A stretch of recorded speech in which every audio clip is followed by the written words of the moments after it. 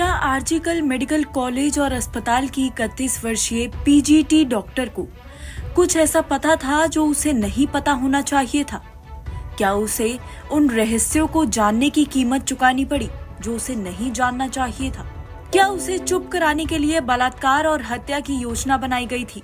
ये कुछ सवाल उसके माता पिता और सहकर्मियों ने उठाए हैं। डॉक्टर के माता पिता को लेकर अस्पताल के डॉक्टर तक यही कह रहे हैं कि पुलिस वॉलंटियर संजय रॉय की गिरफ्तारी पर सवाल उठा रहे हैं। वे दावा कर रहे हैं कि संजय रॉय केवल एक छोटा सा मोहरा है। वे बलि का बकरा हो सकता है, पर असली अपराधियों को अभी तक पकड़ा नहीं गया है। पुलिस ने अब तक मृतक डॉक्टर की डायरी और उसके माता पिता से जो विवरण जुटाए हैं, उनसे पता चला है कि वे पिछले कुछ हफ्तों से बहुत तनाव और काम के दबाव में थी।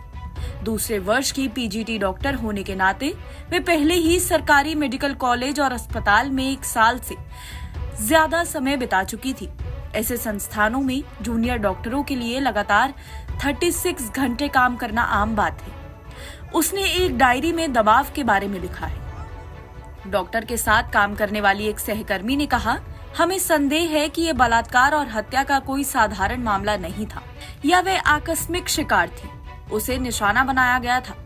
संजय रॉय को कैसे पता चला कि वे उस समय सेमिनार हॉल में अकेली थी? वे किसी बड़ी मछली की रची गई साजिश का शिकार हो सकती हैं। कुछ लोगों ने आरजीकर मेडिकल अस्पताल के ड्रग रैकेट की ओर इशारा किया है। एक अन्य सहकर्मी ने कहा कि उसके विभाग में संभावित ड्रग साइफनिंग रैकेट की चर्चा है, जिसका वो पर्दाफाश करने की कोशिश कर रही थी। हमारे लिए इस पर संदेह करने का एक कारण है क्योंकि वे ईमानदार थी। कई सहकर्मियों ने कहा कि वे पूर्व प्रिंसिपल संदीप घोष की साजिश का शिकार हो सकती हैं। उन्होंने कहा कि अधिक काम करने को लेकर संदीप घोष ने एक एसओपी जारी की थी। इसे संदीप घोष के नेतृत्व वाली आरजीकर के पिछले प्रबंधन की निगरानी में पूरा किया जाता था। घोष की लाइन पर न चलने वाले संकाय सदस्यों के लिए इसका मतलब तबादला होता था। वे एमबीबीएस छात्रों को परीक्षा में फेल कर दिया जाता था। डॉक्टरों को शायद इसका विरोध करने की सजा मिली हो। आरजीकर मेडिकल कॉलेज और अस्पताल के कुछ अंदरूनी लोगों ने कहा कि पीजी प्रशिक्षु डॉक्टर बेहद मेहनती थी और अपने करियर पर ध्यान केंद्रित करती थी। वे हमेशा से डॉक्टर बनना चाहती थी और उसने मेडिसिन को चुना। हालांकि उसने इंजीनियरिंग प्रवेश परीक्षा भी पास कर ली थी। जब उसे चेस्ट मेडिसिन की पढ़ाई के लिए आरजीकर में पीजी सीट मिली तो वे बहुत खुश हुई।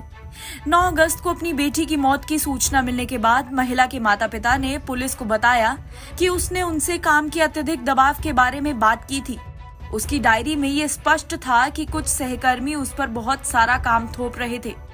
मामला सीबीआई को सौंपे जाने से पहले माता पिता ने कथित तौर पर पुलिस को बताया था कि उनकी बेटी ने विभाग में कुछ ऐसा देखा या सुना जो उसे नहीं पता होना चाहिए था।